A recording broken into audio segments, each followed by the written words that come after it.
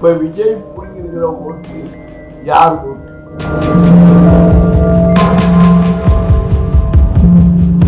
தேர்கோணி நிற்கிறாரா இல்ல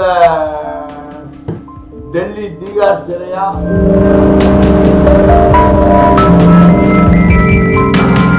கடந்த காலங்கள்ல வாங்கின ஓட்டை விட இந்த வாட்டி ஓட்டு குறைவு அப்படின்னு சொல்லிட்டாங்க.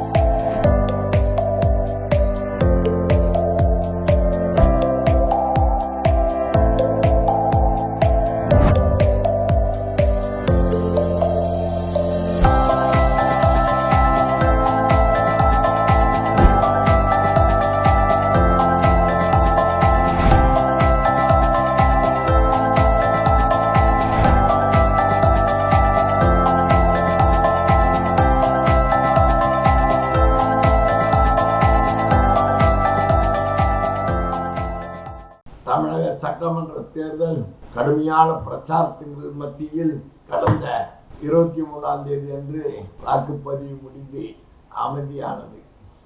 ஆனால் ஓட்டுப்பதிவு அன்று அதிகமாக ஓட்டு பதிவாகியுள்ளது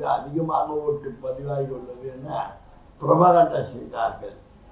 ஆனால் உண்மையான நிலை 2011, 2016, 2021, 2024 இந்த தேர்தலில் உள்ள 26 வாக்காளர்கள்லாம் கணக்கெடுத்து சராசரியா இப்பதான் பத்திரிகையாளர்கள், டிவி மீடியா எல்லாமே ஓட்டு குறைவு, கடந்த காலங்களில் வாங்கின ஓட்டை விட இந்த வாட்டி ஓட்டு குறைவு அப்படின்னு சொல்லிட்டாங்க.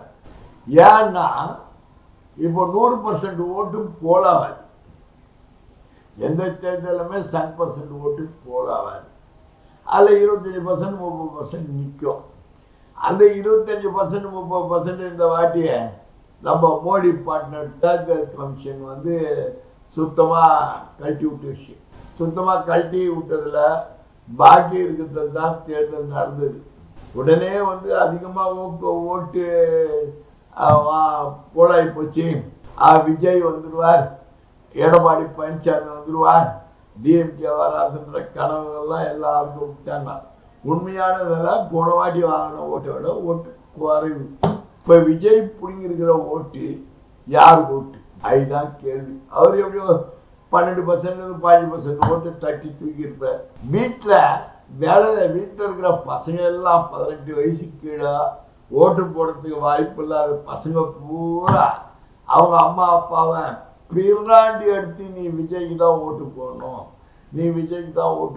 டார்ச்சர் கொடுத்துருக்காங்க. அதில் சில தாய்மார்கள் அவர் 8000 ரூபா கூப்பன் கொடுக்கறத கூட பரவாயில்லன்னு சொல்லிட்டு விஜய்க்கு வாக்கு வச்சிருக்காங்க. அந்த மாதிரி வாக்குகள் தான் விஜய்க்கு விழுந்துருக்குது. இந்த 18 வயசுலேருந்து மேலே வாங்கிருக்கிற ஓட்டெல்லாம் ரொம்ப பெரிய ஓட்டு இல்லை. அதை பற்றி நம்ம கவலைப்பட வேண்டியதில்லை.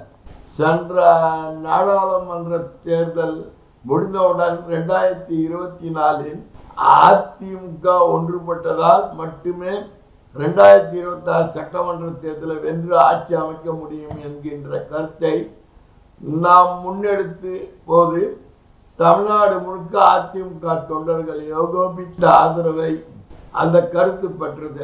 ஆனால் எடப்பாடி பழனிசாமி தெருவில் போகிறவர்கள் கருத்தை நான் ஏற்க வேண்டிய அவசியமில்லை என்று அவர் மனக்கணக்கு போட்டார். வரவிருக்கும் தேர்தல் முடிவு அவரை கோட்டைக்கு அனுப்புமா அல்லது தெருக்கோடியில் நிறுத்தப்படுமா? அதற்கான முடிவு மே 4ஆம் தேதி அன்று தெரியும். தெருக்கோடியில் நிறுத்துறாரா இல்ல